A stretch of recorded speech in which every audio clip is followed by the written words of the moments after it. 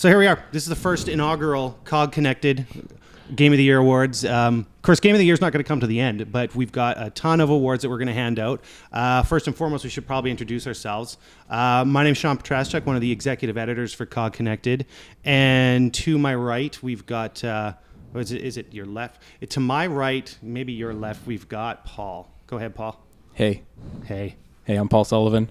Do you want to give a little more? Hey, I'm Paul. All right, moving to Trevor. That's it. That's all. That's all I got. Now, my left, we got Trevor. Hi, I am Trevor Houston, also executive editor of COGconnected. Yeah, and that's all I have to say. And then to the left of Trevor, we've got our mysterious news editor. We can't really talk too much about it. We need to keep his image hidden. I'm pretty sure he's wanted for murder in at least 4 countries. Mm-hmm. So maybe you know, 5. Maybe we keep it hush hush. But he's one of our most valuable assets. The Doge. Yeah, how about the Doge? The Doge. So Paul, Shawn, Trevor, and the Doge. And I just want to be clear. I've had all my shots, so I'm totally safe. All right, so you guys can stop. So we don't need to worry about rabies. Yeah. This is a rabies-free podcast. That's wonderful. It's the best news I've heard all day. Our awards, we're not scientists in any way, shape, or form. We're probably all going to come to different agreements on some of these awards. So some we're not going to necessarily just pick a consensus winner. We're just going to kind of give our, what we think is our winner. With the Game of the Year, we're going to come to a consensus. There's going to be fists, spitting, and hair pulling. Yes. A couple wedgies, I'm sure of it. But we will, through tooth and nail, come to a final winner. These ones we're a little more up in the air. I'd say we're a little more willing to discuss. Our very first of our inaugural COGconnected Game of the Year awards is for the prettiest pony. The prettiest pony. How's that for a category, guys? The prettiest pony. So yeah, perfect. I want to make clear that we've split out pretty games from stylish games. Which you know what, we have like a little argument we did / discussion in our Slack group about pretty versus stylish, because there is a difference. Yep. There is a little bit of a difference there. So, well, why don't we? I'm going to go over the possibles. All right, the nominees, if you will. So for prettiest pony, we've got The Witcher 3, Rise of the Tomb Raider for the X1 currently, Bloodborne, Kojima, some MGS5, GTA 5, Dying Light, Star Wars Battlefront, The Order. Hey, who put 1866 in there? Who cares? Come on. The Order 1886. Oh, well, close enough. Just Cause 3, Mad Max, and Batman Arkham Knight. That's a stacked category, guys. Yeah. There's some pretty games out this year. Very pretty. Yep. Well, I mean, you'd think that pretty much, when dealing with the consoles and the PCs and what we're dealing with these days, everything should be pretty. I mean, it ought to be. It ought to be. Yeah. I appreciate it. I appreciate the pretty games the most. Yeah, they've got that hardware now. They expect them to use it. That's right. Absolutely. I know that this game got crapped on, but in terms of visuals, The Order was very pretty. It was a pretty pony. Tell me about that, Shawn. Well, no, I don't. What was pretty about it? Everything about it. You know what? I think the one thing that really stood out to me, and I mean, I don't know if it would be categorized as pretty so much as part of the gameplay, but the dynamic of moving between a cutscene to an actual gameplay scene, you almost couldn't tell the difference except for a dot of a reticule that would pop out, and the 240:1 aspect ratio really helped with that. So it was like watching a movie 24/7, even when you were playing. And so, yeah, it was gorgeous the full way through. I mean, obviously, we're going to get into later about, how bad it got crapped on. But in terms of pure pretty, it was pretty. Was all 5.5 hours of it pretty? Oh, jokes. Trevor's got jokes. I play slow. I'm like, I don't know if any of you guys are RPG gamers. I always do what I call the left wall crawl. So when I walk into any space, I just go left. I never turn right, ever. Never, ever, ever, ever. It's like a backwards NASCAR track. I just go left, and I go until I come through everything, and I go right back to where I started. That's how I. So the order took you about 6 hours. 6.5. Actually, it took me about 8, and I had people laugh at me like, "Seriously, dude, it took you 8 hours? Well, What'd you do?" Bathroom breaks. Bathroom breaks, pee breaks, those sorts of things. You read those letters for a long time that were. They on were the tables. interesting letters, actually. It's pathetic. You would be able to like look at an item and then like flip it over to look at the back, and I would actually just watch the animation of Galahad's hand and like his wrist move, and I would just flip things back and forth like 20 times. So that probably ate up at least an hour of gameplay. Hey, I've got another game on this list that has really good flipping of items, and that is Rise of the Tomb Raider. Oh. That is a nice looking game. I mean, and it's more than Lara's hair. It is much more than Lara's hair.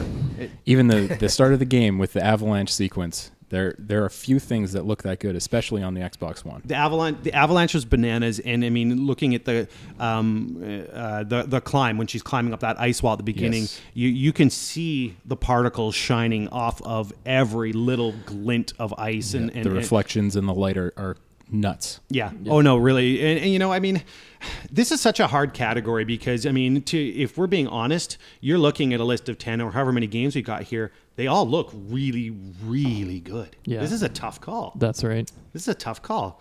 Well, Trevor, if you're looking at this, what's your call? What do you think? This was a really tough category for me. Like I came up with 5 games that I thought just looked deadly in the graphics department, and I kind of ranked them. Mad Max was on there. I mean, I thought this brutal post-apocalyptic world was wonderfully recreated. I love the visuals. Chum Bucket's easily one of my favorite characters of the past year. Yeah, Chum Bucket's awesome. Great name. The enemies, the detailed enemies, the slick vehicles. Yeah, I thought Mad Max was terrific. Battlefront looked amazing. Battlefront looks unreal. Yeah, and when we played it at E3, I mean, it was obviously before before the game itself had obviously come out, and there's been a bit of disappointment in the actual the final product, but on pure visual alone too. Yeah, presentation wise, it's basically unmatched. That is a Star Wars movie on a disc. Yeah. Mm-hmm. Yeah. That you hold a controller and play. Because Star Wars movies do come on discs.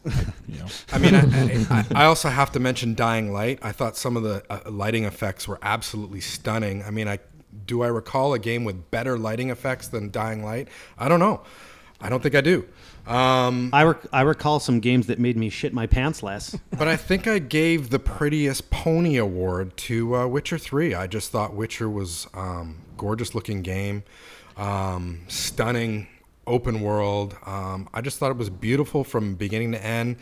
Everything was unique about it. I just absolutely. The environmental design in The Witcher kind of blew me away. The design of the forests and the fields and things. It feels a lot more organic than a lot of other games.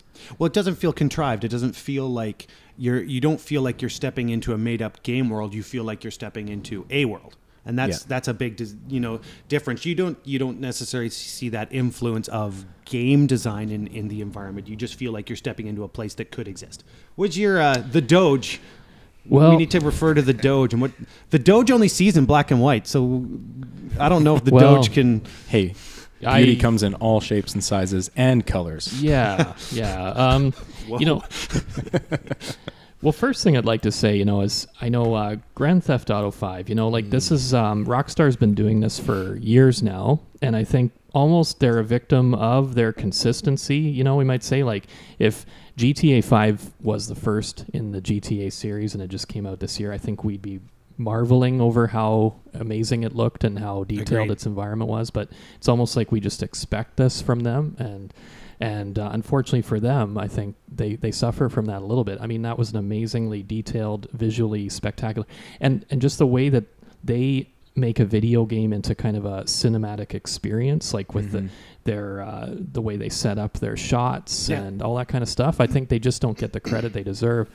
But there's other games this year I think that just probably still overshadowed that. I thought Star Wars Battlefront, like you guys said, it's amazing how much that looked like a real Star Wars movie, and how much of the current movies, excitement was helped along a little bit by the Battlefront hype, a little bit by some, especially young people. At least in our world, at least in our nerd world. Yeah, that it factored in. It factored in, I'm sure. Yeah. The Order, I agree with you, Shawn. It looked really detailed, I would say. You know, the surfaces and textures were amazing on gorgeous. that. But for my money, it's got to be The Witcher 3. When I played through that, 2 for The Witcher. I just couldn't believe how detailed visually it was. Everywhere I looked, there was something, and if I got closer to it, it became something deeper. It was really, like you guys said, a living world. Visually, that was a crucial part of it. Yeah. I mean, you know, I would have to... I'm going to agree on all points made about The Witcher. And I think for me, what suffers with a game of that size is just the size of the game alone ends up reducing the overall quality of graphics. It was still gorgeous. I mean, it's hands down one. I have to disagree with you. I see. To me, like, it was still one of the most stunning games, but like I find that a lot of time with games that are smaller, you know, they've just got more room, they've got more space to put that beauty out there, and that's where for gosh, I mean, it's so hard. To be honest, I lean a little bit towards Rise of the Tomb Raider, and I'm sure I would get a little flack about that, but it's just like every environment, every tomb, it's gorgeous. It's absolutely stunning. And the one thing that caught me was on some of the cutscenes. I mean, and this is where we've come with mocap and whatnot. One of the earlier cutscenes in Rise of the Tomb Raider, the emotion for Camilla Luddington, who plays Lara, the emotion was so good. You could see crinkles in the eye. You could see every emotion, like the cheek move, and I really felt like I was watching a cinematic experience, and that stood out to me visually. And so for me, my prettiest game, I mean, my prettiest game of the year has to go to Rise of the Tomb Raider. It's gorgeous. Yeah, I wrote about that in my review, how the mocap has come so far that they're able to capture these really, really subtle emotions in the face without saying anything. And that games are really becoming more of a show, don't tell kind of medium, and I think that's really important. Yeah. But for me, it's kind of a toss-up between Tomb Raider and Battlefront. Because Battlefront looks stellar. Yeah. It's so smooth, and you know you're on Hoth, and that AT-AT is clomping towards you, and it feels really real. The gameplay, you know, mediocre. We'll get to that later. Mediocre, but visually it's unbelievable. Yeah. Definitely. Well, there you go. So 2 for The Witcher. I'm giving mine to Rise of the Tomb Raider, and it sounds like we've got some Star Wars Battlefront. There we go. Yeah, and you know what? All 3 very well deserving. Yeah. Very well deserving. As a top 3, that's a pretty good looking. It's a good looking group. It's a good looking group. All right, this might be one of my, I don't know if it's my favorite category, but in regards to titles, which we have to hand over to Paul here because he was the man on this, the Skid Row Tire Fire Award. I'm pretty sure it doesn't take too much imagination to figure out what that means. For those lacking imagination, it is, how did this come out like this? How? And well, there's going to be some controversy here because some people, when I even say this, if you're watching, are going to, whatever you're chewing on, you swallow it now because you're going to spit it on the screen. Tony Hawk Pro Skater 5, it's a given. Batman Arkham Knight for PC, specifically. We have to make sure PC. MGS 5. Controversy. Someone might have to explain themselves. Fallout 4 for console. So there might be a little bit of explanation to be had there. And this one, this surprises me. I don't know who put this one on the list. Mortal Kombat X for PC. I say, for me, like, how did it come out like this? I think a lot of people might lead towards Tony Hawk. But the thing with Tony Hawk is you have a case of the licensing running out, and they knowingly pushed a game. They didn't put the work behind it to put out a good game. They put the minimal needed to rush a game out the door to make sure that they got the last out of the licensing, because it was up, as far as I know. It's up at the end of this year. So it doesn't surprise me it came out that way. Arkham Knight, however, that was a disaster. Not only did it get pulled, it got re-released. They're like, oh, we fixed it kind of to the best of our ability, and then it got pulled again. That's unprecedented. No, it didn't get pulled again. No, it was full refunds offered. Yep. They're basically saying, we screwed this up so bad. Embarrassing. here, we're just giving up on you, and here, take your money. So like, I don't know. For me, it doesn't need much more debate than that. Yeah. That's horrible. That's just that is my Skid Row Tire Fire Mm-hmm. award. Unbelievable. Arkham Knight is a bit of a victim of circumstance because Warner led on PS4 with Arkham Knight, and that version runs really well. Yep. They does. farmed out in what seems to be typical Warner fashion, because that's what happened to MKX2. Mm-hmm. They farmed it out to a tiny team that had no business pulling off this kind of giant project, right? So can you blame them? Can you blame Warner? Yes. Can you blame the team Warner? who You don't blame the coded it? team. No. No, I agree. And sometimes, I mean, you know, in the day and age of Metacritic and stuff, where you see teams lose their jobs, you know, over scores and stuff like that, the team behind Batman Arkham Knight on PC were given a small budget and not a lot to work with. So I don't place blame per se on them. It's still just a, you know, the PC market is a big freaking market. So to underserve them knowingly on a big title, that's a AAA game. Yeah. So to fully underserve a giant portion of the market, I mean, in my mind, that's inexcusable. See, I don't give Batman PC the Skid Row Tire Fire award, mainly because when it is running well, it's a gorgeous, stunning, amazing game. So when it is working on the PC, when it is working, it's amazing. Tony Hawk, on the other hand, which I give this award to without even flinching, there's nothing good about it. It doesn't. It is a complete. It's a complete sack of shit. There's like no redeeming quality. It makes you sad. It does. Well, it does. It's a once great franchise. Totally. Tony Hawk 2, 3, and 4 all scored consistently above 90s. Like, it was an amazing franchise, and it's just gone to the shitter. Well, are you telling me you didn't buy in a Tony Hawk ride? I thought everybody played that game. I was going to mention that. I'm a little bit heavy for the board. It's not a hoverboard. It supports you. It's on the ground. Still. Yeah. So for me, Tony Hawk, hands down, Pro Skater 5 wins the Skid Row Tire Fire Fair enough. award. So let me tell you why I put MGS5 on this list. There's a lot of rumbling out in the community that this game was not finished. Do I believe that? Probably. With all the business going on with Kojima and Konami, obviously a nightmare for that team. Well, yeah, what a shitstorm. So what, he left before it was finished, and that's part of the problem? Or? Well, it seems like Konami probably pushed this out before it was done, because you've got one full act and one half act, sort of. I mean, there's definitely a third act that there could have been in this game. Do I need it? Not really. Tony Hawk 5. So it's a piece of crap. That's the Skid Row. It is garbage. So you guys aren't listening. You guys aren't buying my argument at all. That it's just like they did it on purpose. They just don't care. You're like, doesn't matter. It's shit. Yeah, there's no excuse. It plays like a free-to-play game, if not worse. Yeah, no, I'll give them that. Well, the Doge hasn't weighed in yet, though. Yeah, I mean, I would have to go with Tony Hawk Pro Skater 5. That was just a horrifying mess, and it's the obvious choice.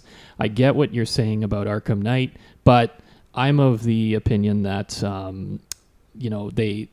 don't think it was quite as much of a disaster. I think it was just a little bit half-baked, and they had some issues fixing that.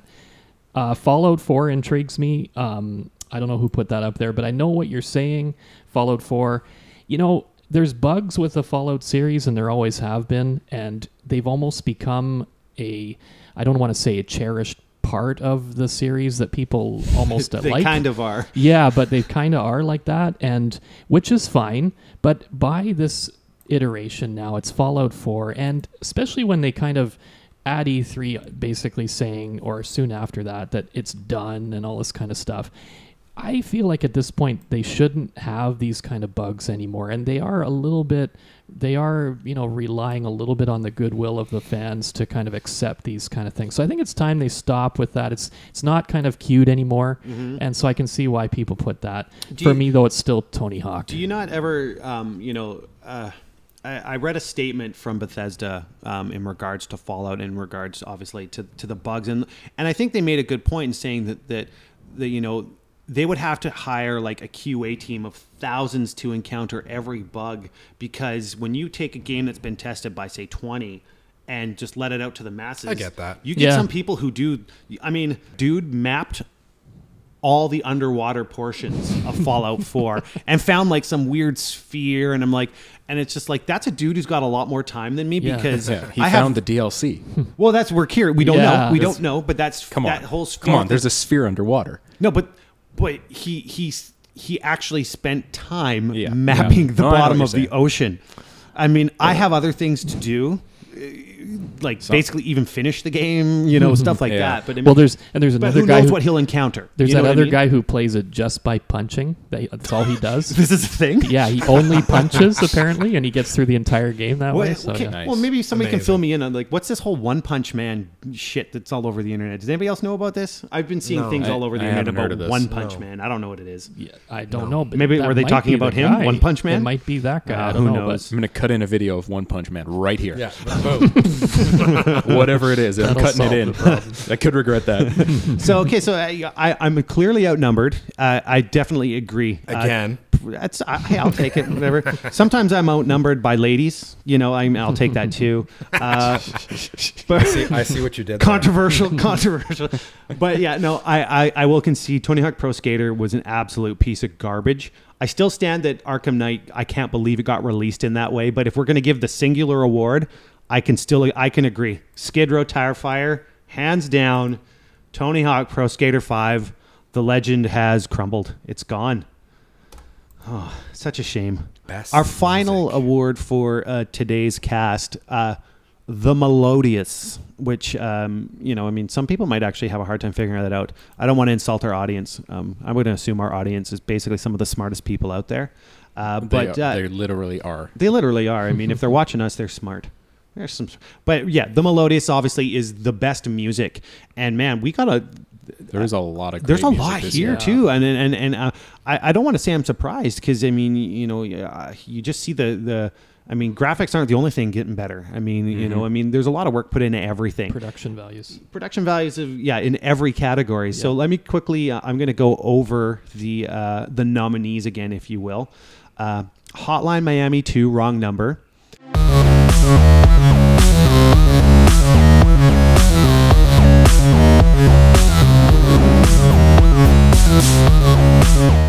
Axiom Verge.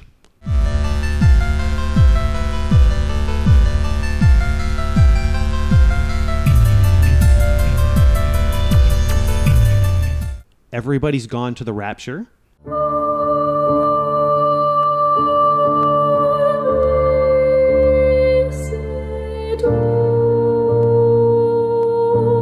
Fallout 4.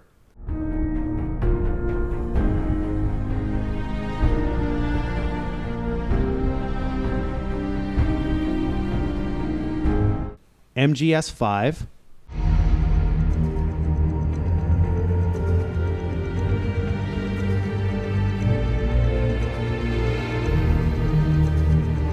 Crypt of the Necrodancer. Not a lot of people played that. That's a cool game. It is a very cool game.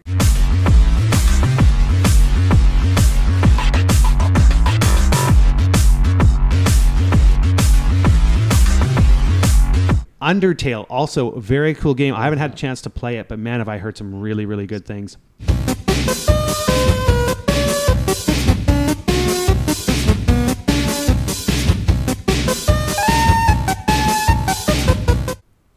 Life is Strange.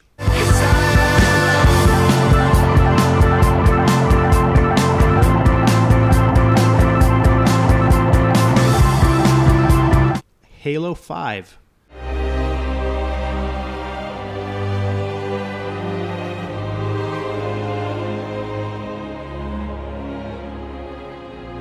The Witcher 3.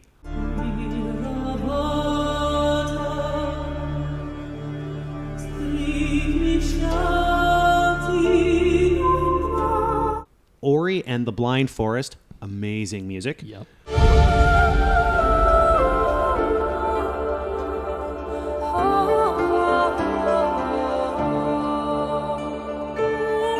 And Black Ops 3 Jack Wall. I'm assuming that's a specific track.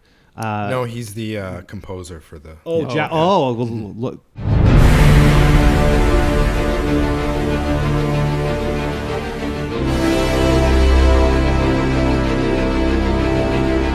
Shows how much COD I He's know. very well known. Apparently, He did not stuff at for all. Mass Effect too. he's not fucking Danny Elfman, okay? Like, He's better don't than make me feel like He's better than idiot.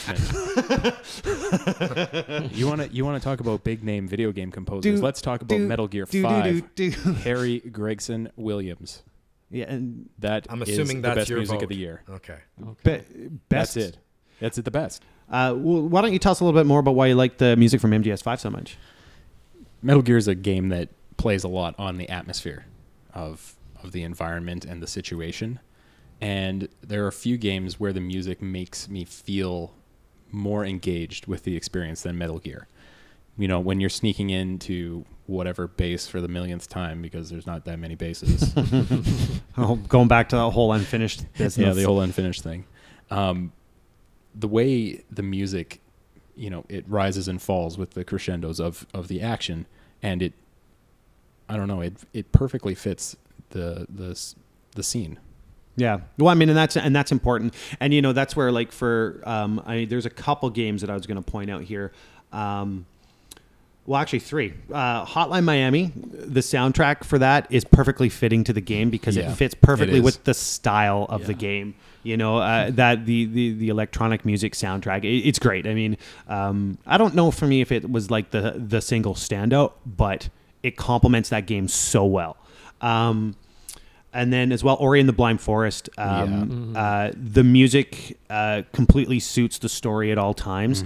And when you're supposed to feel sad, you feel sad. You genuinely, and I mean, you can be tough as nails and, you know, or think you're tough as nails, but if you get fully enveloped in that game at all times, that game sucks you in really, really well with the music too. But for me, and I'll admit, I'm probably going to lean towards this game quite a bit because it was just such a good experience for me. The music for Life is Strange, yes. It's a soundtrack. It's not, you know, I don't know if there's really much for original music. It's almost all soundtrack, but the songs that they chose for the moments that they chose them. And I mean, and I finished this right through to the end. The music that they chose for the final scene, the song they chose for the final scene, I was a blubbering idiot. Yeah. I'm a 38-year-old man. I've gotten in more fist fights than you can count, and I was sobbing almost like a baby. But every episode, I mean, this is a game that focuses on emotion from start to finish, and every piece of music that they chose for every scene, so good, so fitting. I like the way they ramp it up too. It's a bit of a slow burn. It yeah. starts off, Have you played through? Yeah. Oh man, it's such a good game. I like the way it builds up. Yeah. know? Yeah. If you haven't quite finished it yet, man, Not quite, you're in for you're in for a great game. So I finished it last night because I was pretty sure we might spoil the shit out of it. So Life is Strange really stuck out for me. What about you, Trev? Well, for me, of course, the Call of Duty guy likes the Call of Duty soundtrack. I know, shocking, right? Bro. I know, of course. Well, but this year really stood out for me because I thought that Jack Wall, who famous for his work on Mass Effect 1 and 2 and Black Ops 2, and Myst 3 and 4. You looked all this shit up before you came. Of course here. I did. Yeah, don't act like you knew. Come on. It's rattled right off the top of my head. I just thought those electronic, intense tunes just rattled in my brain, stuck in my head for days and days and days. I felt it really sort of sucked me into the whole experience, and I loved it. Did you hum them in the shower? I did. I hummed them everywhere. Yeah, it was getting creepy at points, but hey, I love the soundtrack, and for me that really, out of everything I've played, that stands out the most. We've gone through 3 of us and three differing opinions. So that's the Doge is going to weigh in on the final. Let's see if one takes the lead or if we've got we're 4 for 4 different. Yeah, well, this one is the toughest one for me because I think there's so many good ones that they're good in their own different ways. Hotline to Miami, just the pulsating soundtrack really got me in the mood to go on killing sprees. I felt like all it takes is a little bit of techno to send the Doge off on a murder spree. A disturbingly small threshold for me.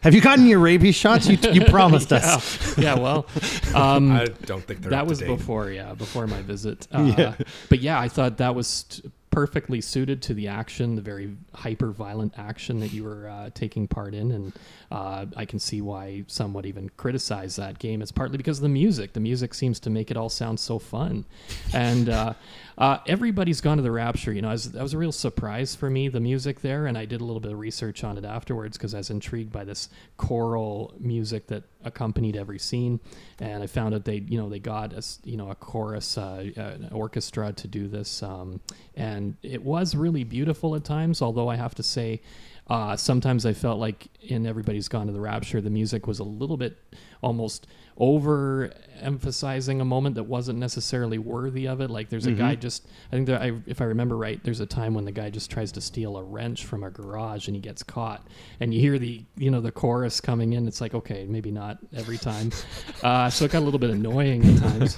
but it was beautiful, I guess, in its own right.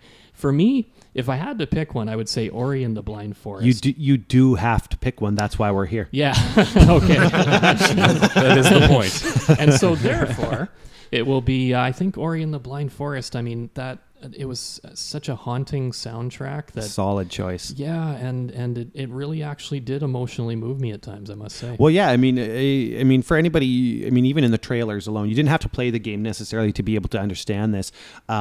You're making some comparisons to Studio Ghibli almost, like or however some people say it, but some of the scenes and everything just so beautifully done, and the music to back it up, man. Yeah. I can't argue with that choice. So if I'm not mistaken, for today, we're wrapping ourselves up. That's 3 awards out of, God, I don't even know. I've lost count already. 3 out of a lot. 3 out of many. But you can join us for our next cast, which was me coming along shortly. And we've got 3 more categories. I don't want to give too much away. Make sure you subscribe, lock into COGconnected, and come on back for the next episode where we continue our journey. Take care, guys. See ya.